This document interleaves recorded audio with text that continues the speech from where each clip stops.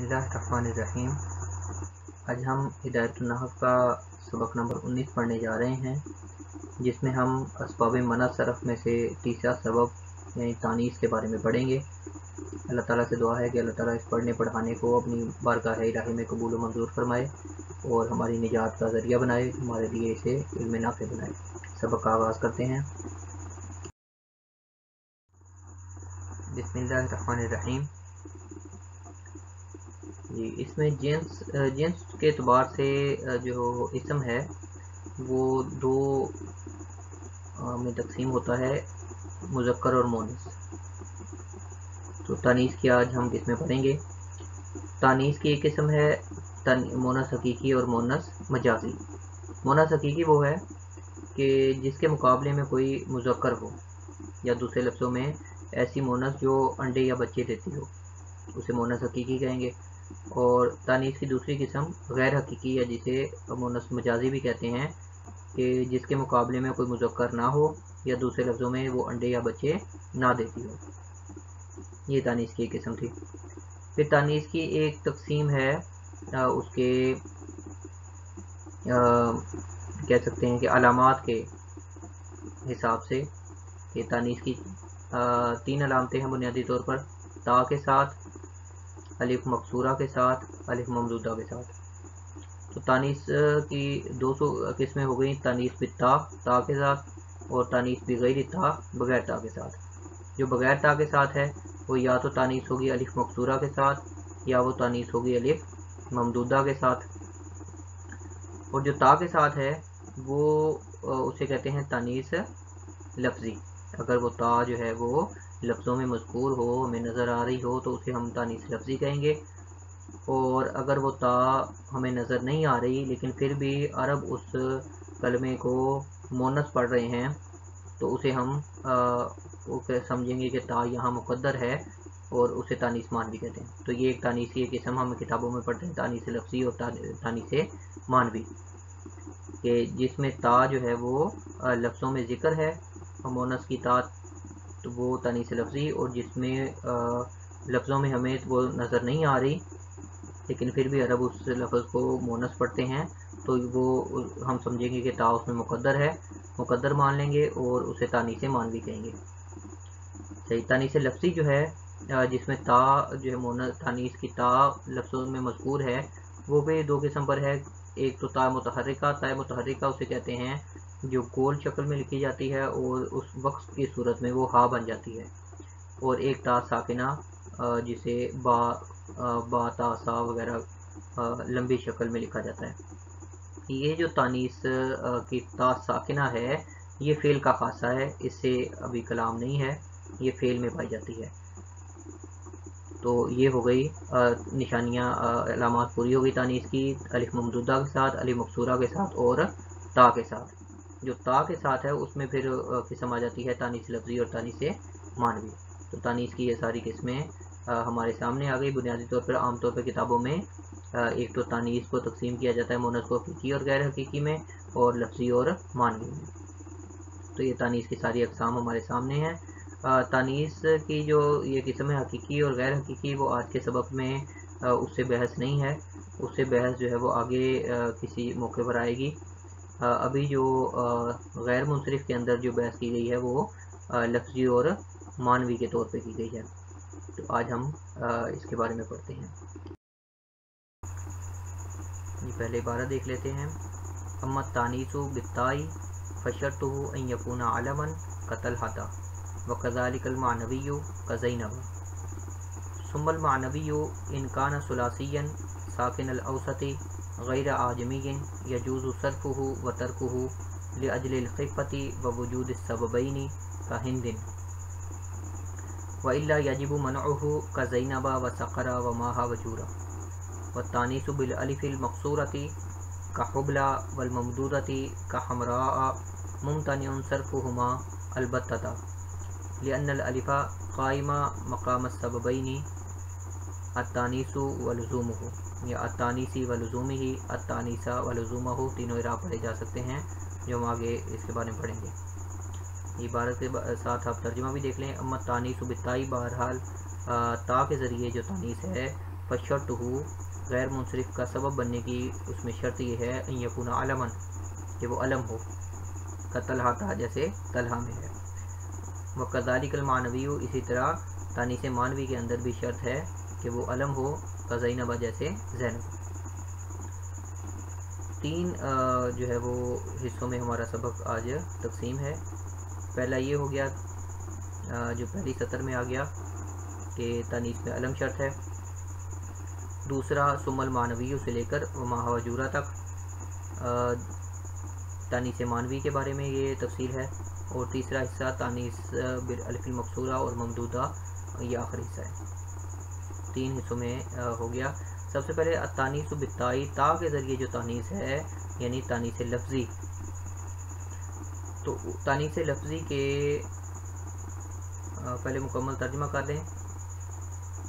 اما التانیث بالتاء فشرطه ان يكون علما كطلحہ وكذلك المعنوی كزینب، بہرحال تانیث بالتاء اس کی شرط یہ ہے کہ وہ علم ہو جیسے طلحہ، اور اسی طرح تانیث معنوی میں بھی شرط ہے علم ہونا جیسے زینب۔ ثم المعنوی ان کان ثلاثیا، پھر تانیث معنوی اگر وہ ثلاثی ہو، ساکن الاوسطی اس کا درمیان والا کلمہ ساکن ہو، غیر اعجمی اور وہ غیر اجمی لفظ ہو یعنی عربی لفظ ہو، یجوز صرف و ترک، اس کو منصرف پڑھنا اور غیر منصرف پڑھنا دونوں طریقے جائز ہیں، لاجل الخفتی تخفیف کے پائے جانے کی وجہ سے، ووجود سببینی اور دو سببوں کے پائے جانے کی وجہ سے، کا ہندن جیسا کہ ہند میں ہے، والا ورنہ یعنی اگر یہ تین چیزیں نہیں پائی جا رہی، یجب منعہ تو اس کو منع صرف پڑھنا یعنی غیر منصرف پڑھنا واجب ہے، جیسے کہ زینب، سکر، ماہا اور جور، یہ چار الفاظ ہیں۔ والتانیث بالالف المقصورۃ، اور الف مقصورہ کے ساتھ جو تانیث ہے جیسے حبلہ، اور الف ممدودہ کے ساتھ جو تانیث ہے جیسے ہمراہ، تو ممتنع صرفہما ان کو غیر منصرف پڑھنا، ان کو منصرف پڑھنا ممتنع ہے یعنی غیر منصرف پڑھنا ضروری ہے، البتہ یقیناً، لأن الالف کیونکہ الف جو ہے قائم مقام السببین، دو سببوں کے قائم مقام ہے، تانیث ایک تانیث اور دوسرا تانیث کا اس کو کلمے کو لازم ہونا۔ یہ ترجمے کے بعد ہم اس کی ترکیب دیکھ لیتے ہیں۔ اما حرف تفصیل ہے یا حرف شرط، التانیث مبتدا، لیکن اس کو پہلے مبتدا بنانے سے پہلے اس کو موصوف بنائیں گے، التانیث موصوف بالتاء جار مجرور مل کر الحاصل کے یا القائن کے متعلق ہو کر یہ ظرف مستقر ہے، الحاصل یا القائن کے متعلق ہو کر شبہ جملہ ہو کر موصوف کی صفت، موصوف صفت مل کر مبتدا، فا جزائیہ کیونکہ یہ مبتدا متضمن معنی شرط ہے، شرط ہو مضاف مضاف الیہ مل کر پھر مبتدا، ان یکون علما ان مصدریہ، یکون فی الناقص ضمیر اس کا اسم، علما اس کی خبر، مبتدا خبر مل فعل ناقص اپنے اسم اور خبر سے مل کر جملہ فعلیہ خبریہ ہو کر بتاویل ان مصدریہ مفرد ہو کر شرط ہو مبتدا کی خبر، شرط ہو مبتدا اپنے خبر سے مل کر مبتدا خبر مل کر جملہ اسمیہ خبریہ ہو کر یہ بن جائے گی التانیث بالتاء، مبتدا کی خبر متضمن معنی جزا، تو یہ جملہ شرطیہ ہو جائے گا مکمل۔ قتل ہاتا مثال ہو مبتدا محذوف، قتل ہاتا جار مجرور ظرف مستقر اپنے محذوف سے مل کر مبتدا کی خبر ہو جائیں گے، واو حرف عطف ہے، کذالک المعنوی، کذالک کاف حرف جر، ذالک مجرور جار مجرور مل کر ظرف مستقر اپنے متعلق محذوف سے مل کر یہ خبر مقدم بن جائے گی، کیونکہ جار مجرور ہمیشہ اگر جملے کے شروع میں آ جائیں تو وہ خبر مقدم بنتے ہیں، اور المعنوی مبتدا مؤخر، یہ جملہ مکمل ہو گیا جملہ اسمیہ خبریہ۔ کا زینبہ یہاں بھی مثال مبتدا محذوف اور کا زینبہ جار مجرور ظرف مستقر اپنے محذوف سے مل کر محذوف متعلق سے مل کر مبتدا کی خبر بن جائیں گے، مبتدا کی خبر بن جائیں گے۔ ثم حرف عطف ہے، المعنوی مبتدا، ان کان ثلاثیا ان حرف شرط، کان فعل ناقص ضمیر اس کا اسم، ثلاثیا موصوف، ساکن الاوسطی مضاف مضاف الیہ مل کر صفت اول، غیر اعجمی مضاف مضاف الیہ مل کر صفت ثانی، کانا فعل ناقص اپنے اسم اور ثلاثیا موصوف اپنے دونوں صفتوں سے مل کر کانا کی خبر، کانا فعل ناقص اپنے اسم اور خبر سے مل کر جملہ فعل یا خبریہ ہو کر شرط یجوز فعل صرفہ و ترکہ صرفہ مضاف مضاف الیہ مل کر معطوف علیہ واو حرف عطف ترکہ مضاف مضاف الیہ مل کر معطوف معطوف معطوف علیہ مل کر یجوز کا فاعل لأجل الخفۃ لام حرف جر اجل مضاف الخفۃ معطوف علیہ واو حرف عطف وجود السببین مضاف مضاف الیہ مل کر معطوف معطوف اور معطوف علیہ مل کر اجل مضاف کے لیے مضاف الیہ مضاف مضاف الیہ مل کر لام جار کے لیے مجرور جار مجرور مل کر متعلق ہو جائیں گے یجوز پہ یجوز فعل اپنے فاعل اور متعلق سے مل کر جملہ فعلیہ خبریہ ہو کر یہ بن جائے گا اس شرط کی جزا. یہ جملہ شرطیہ ہو گیا. کا ہندن اس کی مثالوں مبتدا محذوف اور یہ اس کی خبر. و الا یا الا جو ہے یہ مرکب ہے ان لا سے ان حرف شرط اور لا کے آگے جملہ محذوف ہے. و الا یعنی و ان لم یکن ثلاثیا ساکن الاوسطی اگر وہ ثلاثی ساکن الاوسط اور غیر اجمی نہ ہو تو یہ والا جملہ ادھر آ جائے گا لا کے آگے و ان لم یکن.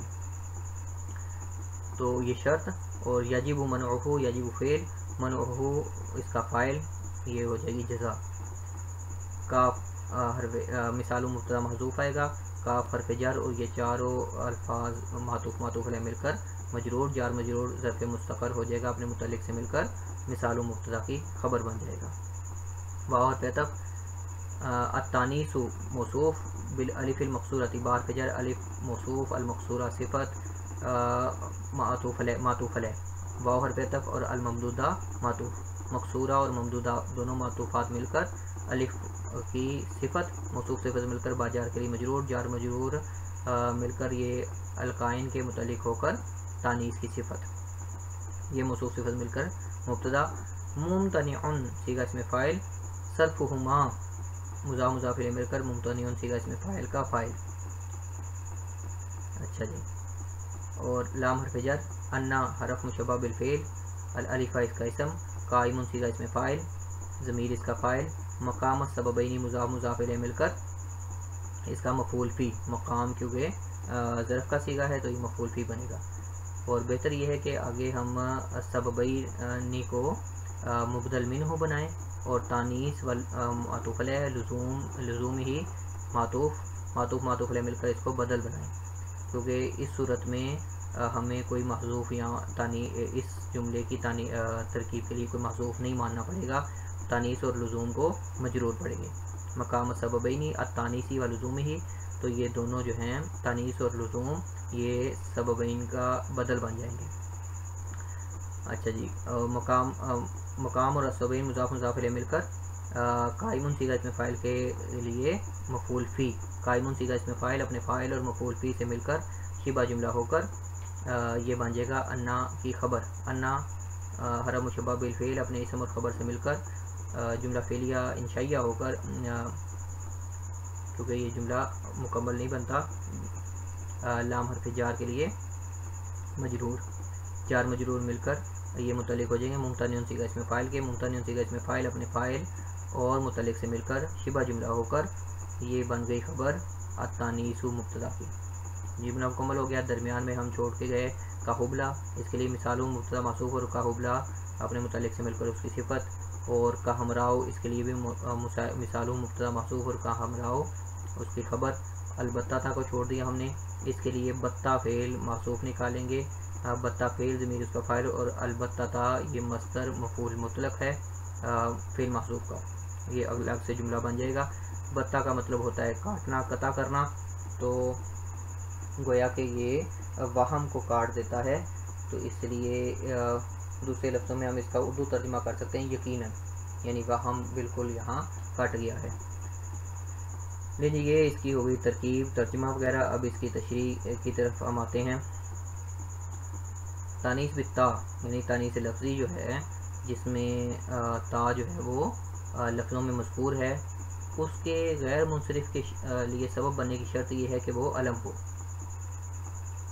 تو اس میں حاشیے میں کیا کہہ رہے ہیں لیسیر التانیث لازما للکلمۃ بسبب العلمیۃ تاکہ یہ جو تانیث ہے یہ اس کو لازم ہو جائے کلمے کو علمیت کی وجہ سے. تو یہ کیا کہنا چاہ رہے ہیں کہ تانیث کے لیے جو تا لگائی جاتی ہے وہ کلمے کے ساتھ وہ کلمے کا جز نہیں ہوتی بلکہ وہ کبھی کلمے کے ساتھ ہوتی ہے اور کبھی کلمے سے جدا ہو جاتی ہے، جیسے مسلمن اور مسلماتن۔ مسلمن سے جب اس کو مونس بنانا تھا تو تا لگا دی، ساتھ مسلمتن ہو گیا، جب اس کو واپس مذکر بنانا تھا تو تا ہٹا دیا تو مذکر بن گیا مسلمن۔ تو یہ تانیث اس کو لازم نہیں ہوتی، اس سے جدا ہو جاتی ہے جو تا کے ساتھ تانیث ہے، تو جب وہ علم بن جائے گی تب وہ اس سے جدا نہیں ہوگی، اور یہ کلمہ جو ہے اس کا مونس ہونا پکا ہو جائے گا۔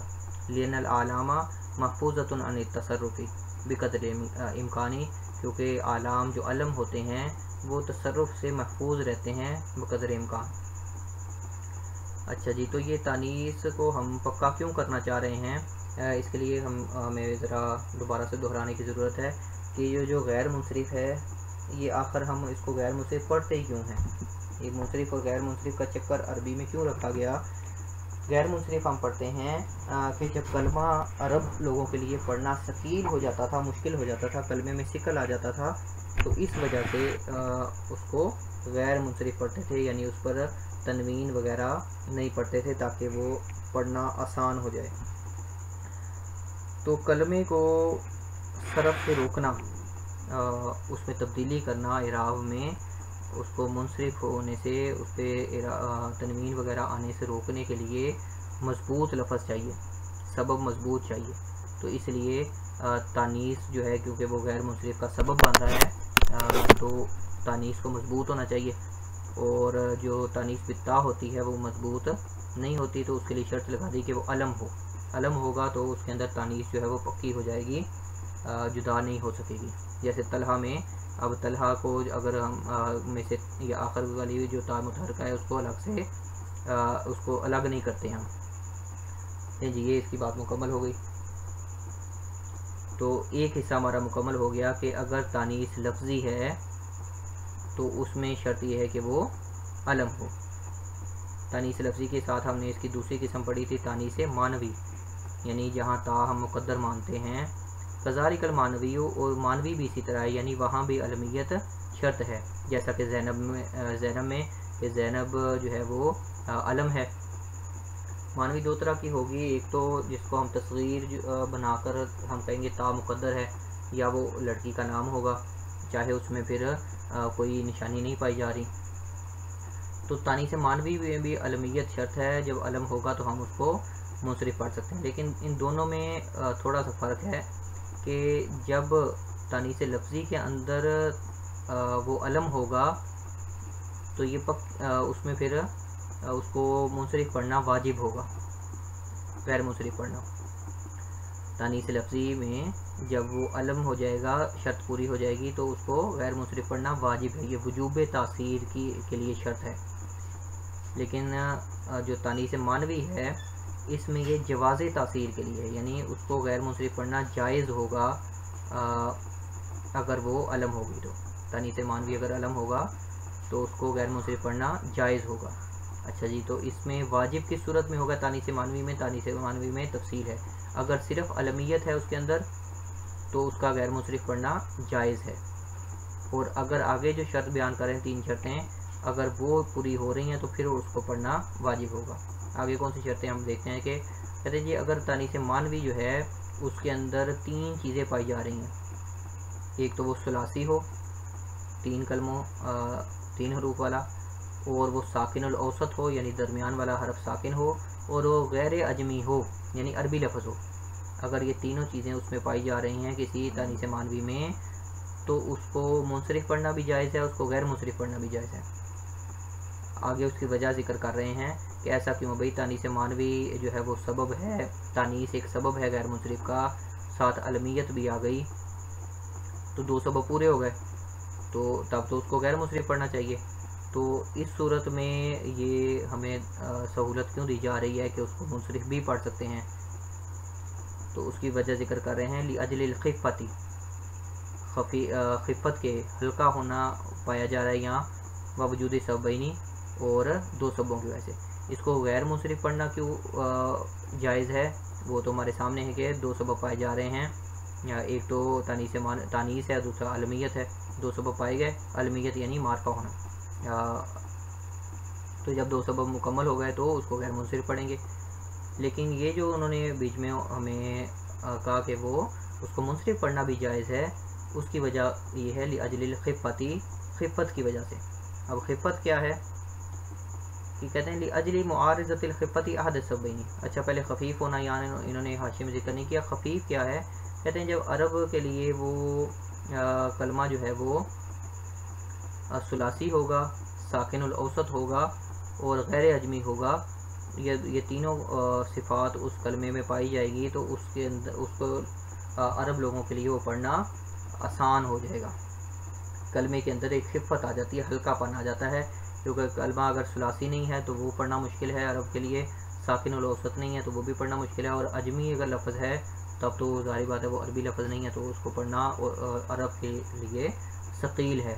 لیکن جب یہ تینوں صفات اس کے اندر کلمے میں پائی جا رہی ہیں کہ وہ ثلاثی ہے، ساکن الاوسط ہے اور غیر عجمی ہے، عربی لفظ ہے وہ، تو اس کے اندر یہ ایک خاص قسم کا ہلکا پن پایا گیا، جس کی وجہ سے اس کا منصرف پڑھنا بھی جائز ہے، کیونکہ یہ جو ہلکا پن اس کے اندر ہے لاجل معارضۃ الخفتی احد السببین، کیونکہ یہ جو اس کا ہلکا پن ہے وہ معارض آ گیا، مقابل آ گیا دو اسباب میں سے ایک سبب کے، الذین ہما فی ہند، جو کہ ہند میں تھا۔ ہند میں دو سبب پہلے پائے جا رہے تھے، تانیث مانوی بھی تھی اور علمیت بھی تھی، لیکن یہ جو خفت آ گئی ساکن الاوسط ہونے کی وجہ سے، ثلاثی ہونے کی وجہ سے اور غیر عجمی ہونے کی وجہ سے، اور وہ ہلکا پن، وہ خفت جو ہے وہ ایک سبب کے مقابلے میں آ گئی۔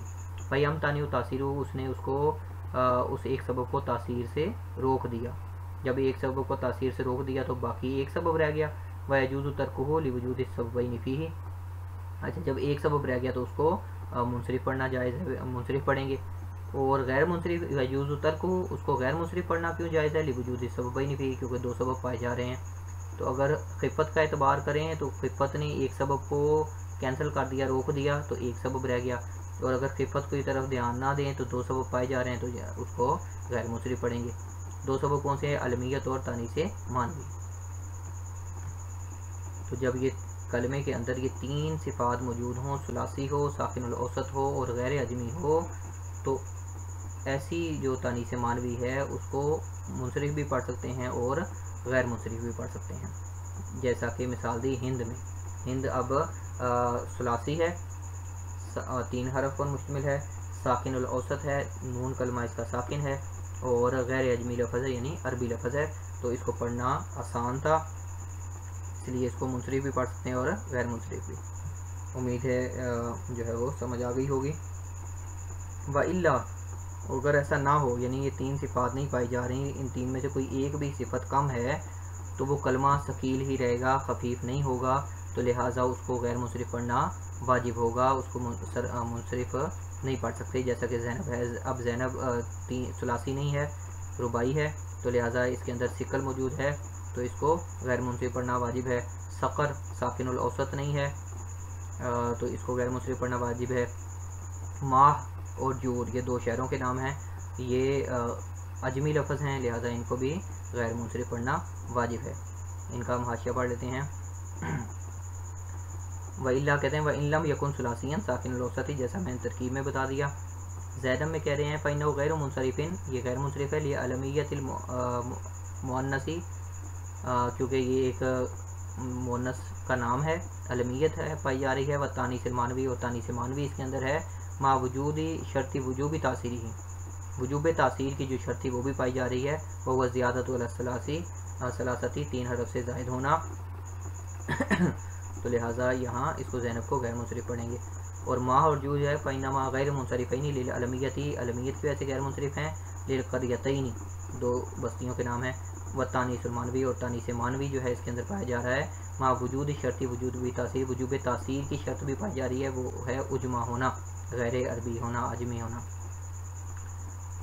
لے جی، تو دونوں چیزیں آپ کی سامنے آ گئی، لیکن یہ جو ایک ہمیں انہوں نے آپشن دی کہ وہ یہ تین صفات پائی جائیں تو اس کو منصرف اور غیر منصرف دونوں پڑھ سکتے ہیں، عربی شروحات میں لکھا ہے کہ یہ صرف بعض نحویوں کے نزدیک ہے، بلکہ جو اکثر مشہور نحوی ہیں جیسا کہ سیبوے ہے، مبرد ہے، زجاج ہے، یہ نحو کے امام ہیں، ان تینوں حضرات کے نزدیک اس شرط کی کوئی اہمیت نہیں ہے، وہ اس شرط کا اعتبار نہیں کرتے، بلکہ وہ کہتے ہیں کہ جب کلمہ ثلاثی ہو اور ساکن الاوسط ہو تو اسے ہر صورت میں جو ہے وہ منصرف ہی پڑھیں گے. کلمہ ثلاثی ہو اور نہیں بلکہ اس کو غیر منصرف ہی پڑھیں گے، وہ خفت کا اعتبار نہیں کرتے. جو بڑے امام ہیں ناقے سیبوئے المبرد اور زجاج، وہ کہتے ہیں وہ خفت کا اعتبار نہیں کرتے، وہ کہتے ہیں ثلاثی ہے ساکن الاوسط ہے تو اس کو تانیث معنوی بھی پائی جا رہی ہے اور علمیت بھی پائی جا رہی ہے، تو اس صورت میں اس کو غیر منصرف پڑھنا واجب ہے. جزم و بامتناع ثلاثی ساکن الاوسط یعنی صرف ممتنع ہے، صرف سے اس کو منصرف پڑھنا ممتنع ہوگا. یعنی اس میں وہ جو خفت کی وجہ سے جو ہم نے سہولت دی کہ اس کو منصرف و غیر منصرف دونوں پڑھ سکتے ہیں، یہ بڑے نحو کے امام نہیں مانتے. اسی طرح ماہ اور جور میں نہیں سقر میں جو ہم نے کہا کہ اگر یہ متحرک الاوسط تھا اس لیے خفت نہیں پائی گئی، لہٰذا اس کو منصرف پڑھنا غیر منصرف پڑھنا واجب ہے. تو ابن الانباری ایک بڑے وہ بھی نحوی ہیں، وہ اس کا اعتبار نہیں کرتے، وہ کہتے ہیں چاہے یہ متحرک الاوسط ہے لیکن پھر بھی اس کے اندر خفت ہے، لہٰذا اس کو منصرف غیر منصرف دونوں پڑھ سکتے ہیں. لیکن ان کا بھی چونکہ ایک ہی نحوی ہیں تو ہم اس کا اعتبار کریں گے جو یہاں ہماری کتاب میں لکھا ہوا ہے. اس چیز میں ذرا دیکھنا چاہیے کہ چونکہ بڑے بڑے نحو کے امام نے ان کو اس کا اعتبار نہیں کیا، تو لہٰذا جب ہمارے سامنے کوئی عربی عبارت آئے تانیث معنوی بھی ہے اور اس کے اندر علمیت بھی ہے تو ہمیں چاہیے کہ ہم اس کو غیر منصرف ہی پڑھیں پھر، کیونکہ عربی شرح میں لکھا ہے کہ اس کا اعتبار نہیں کیا انہوں نے. عربی شرح کون سی تھی یہ؟ غالباً اس کا نام سے میں آئے گا تو میں دوبارہ سے ذکر کر دوں گا. لیں جی، یہ ہو گیا تانیث معنوی کا یہاں مکمل ہو گیا. آگے آسان ہے کام، اس میں زیادہ تفصیل نہیں ہے. وہ تانیث کی ایک تو تا کے ساتھ تھی تانیث لفظی، اور تانیث معنوی ہو گئی جو جہاں تا مقدر مانتے ہیں. اب تانیث جو علی مقصورہ کے ساتھ اور علی ممدودہ کے ساتھ وہ دو رہ گئیں.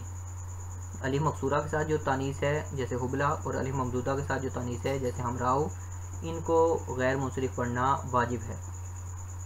ٹھیک ہے، ان کو ہر صورت میں غیر منصرف ہی پڑھیں گے، اس میں کوئی شرط نہیں ہے، بغیر کسی شرط کے اس کو غیر منصرف پڑھیں گے، کیونکہ اس کے اندر تانیث پائی جا رہی ہے اور دوسرا علمیت اس کے اندر تانیث پائی جا رہی ہے، اور یہ تانیث بھی ایسی پائی جا رہی ہے کہ جو دو سببوں کے قائم مقام ہے. علمیت اس کے اندر شرط نہیں لگائی گئی، کیونکہ یہ جو اس کے اندر تانیث جو ہے وہ پہلے سے اس کو ایسی لازم ہے کہ جدا نہیں ہو سکتی، کیونکہ وہاں ہم نے تانیث لفظی میں ہم نے علمیت کی شرط لگائی تھی، کیونکہ وہ تا جو ہے کبھی کلمے سے جدا ہو جاتی ہے. لیکن یہ تانیث الف مقصورہ کے ساتھ اور علی ممدودہ کے ساتھ یہ تانیث ایسی مضبوط قسم کی ہے کہ یہاں یہ تانیث اس سے جدا نہیں ہوتی. جیسے حبلہ کا مذکر جو ہے اس کو علی مقصورہ کو اگر لادا کر دیں تو حبل رہ گیا، ہا با لام، تو حبلہ کے مذکر کو حبل نہیں کہتے. اسی طرح ہمراؤ میں سے اگر علی ممدودہ کو جدا کر دے تو ہمراؤ کے مذکر کو حمر نہیں کہتے، تو لہٰذا یہ تانیث اس سے جدا نہیں ہوتی کسی صورت میں. تو یہ ایسی مضبوط تانیث ہے کہ یہ دو سببوں کے قائم مقام ہے. لأن الالفا، کیونکہ یہ تانیث جو ہے علی مقصورہ یا ممدودہ والی، یہ دو اسباب کے قائم مقام ہے. کون سی؟ ایک تانیث اور دوسرا تانیث کا اس کو لازم ہونا، یعنی یہ ایسا سبب ہے جو دو سبب کے قائم مقام ہے، یعنی یہ ڈبل قسم کی تانیث ہے. اچھا جی، تانیث و لزومہ کی ایک ترکیب تو ہم نے کر دی تھی، اس کو مجرور پڑھ کے اور اس کو بدل بنا دیا سببینی کا. اس کو مرفوع بھی پڑھ سکتے ہیں، اس لیے مبتدا محذوف نکال دیں گے. اولھا التانیث و ثانیھا لزومہ، مبتدا اس کا محذوف نکالیں گے تو یہ دونوں مرفوع بن جائیں گے. اور اگر ان کو منصوب پڑھنا ہے تو آنی فعل محذوف نکالیں گے. بہتر سب سے یہی ہے کہ اس کو مجرور پڑھیں تاکہ ہمیں کوئی محذوف نہ ماننا پڑے، اور اس صورت میں ہم اس کو سببینی کا بدل بنا دیں گے. جی، آج کا سبق ہمارا مکمل ہو گیا. تانیث بتا ہے تو اس کے اندر علم ہونا شرط ہے. تانیث معنوی ہے تو اس کے اندر بھی علم ہونا شرط ہے. अक्सर उलमा के नज़दीक, और उसको गैर मुंसरिफ पढ़ेंगे। और मुसन्निफ़ ने जो है वो बाज़ नाहवियों का ये जो को ज़िक्र किया है, उसमें एक छोटी सी तफसील है कि मानवी है और उसके अंदर खिफ़त पाई जा रही है। खिफ़त की सूरत में है कि वो सुलासी है कलमा, साकिन औसत है और गैर अजमी लफ्ज़ है। तो उस सूरत में हमारे पास दो तरीके हैं कि हम उसको मुंसरिफ भी पढ़ सकते हैं और गैर मुंसरिफ भी पढ़ सकते हैं बाज़ नाहवियों के नज़दीक। वरना काम सीधा सीधा है कि तानीस मानवी होगी और उसमें भी अलमियत चाहते हैं, अलमियत तो तानीस मानवी इकट्ठी हो जाएंगी तो उसको भी गैर मुंसरिफ पढ़ेंगे।